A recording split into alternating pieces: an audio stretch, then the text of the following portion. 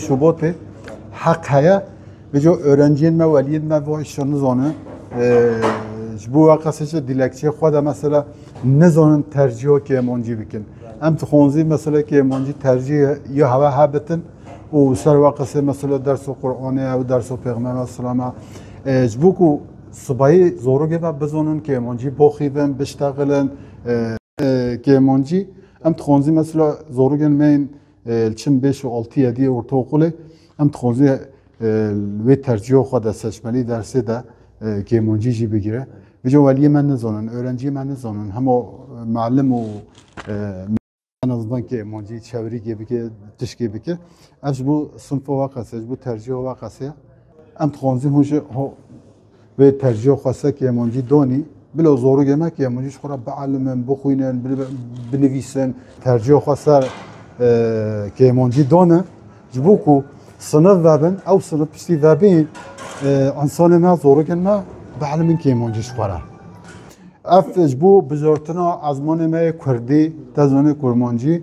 أم تخونزي زورو جماعة يلشن نوبندو مكتبي أم تخونزي مثلا حقي ونهاي ترجيح خال دوننا سه درس seçmiştim. البجيرن الواحد سيقدم مع في إكش كي منجيبه تظني جدين وديانات خا محروم نابه تظني أم في بروشور دلتا وجو زورو جمعين أرتوق له هابتن 5 و 6 7 معلم شورا zaten dilekçe etkin.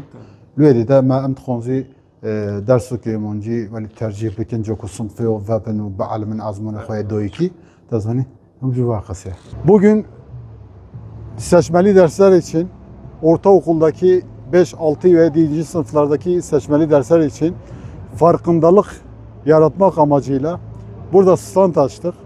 Buradaki esnaflarımızı ziyaret ettik. Bugün Milli Eğitim Bakanlığı'nın öğrencilere verdiği haktan dolayı Kürtçeyi tercih etme hakkına sahip olduklarından halkımız arasında bilinçlendirme oluşturmak, onları bilgilendirmek, bu konuda onları bilgi sahibi kılmak için bu farkındalık çalışmalarını yaptık. Çalışmalarımız devam ediyor, ziyaretlerimiz oluyor, halkımızı bilgilendirmeye çalışıyoruz. İstiyoruz ki çocuklarımız ana dilinde eğitim görsünler.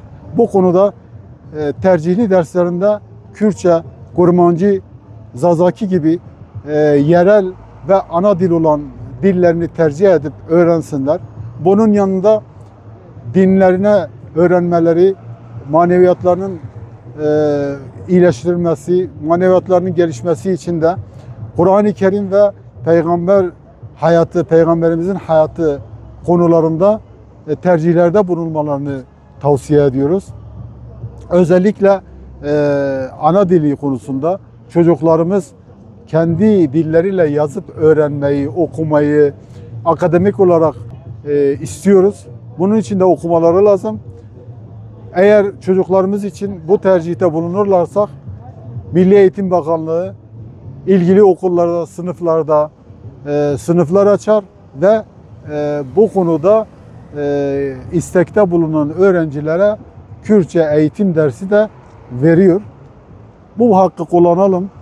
Anne babalara tavsiyemiz, velilere tavsiyemiz, ana dillerinde öğrenmeleri için bu tercihte bulunsunlar. Hepinize teşekkür ediyorum.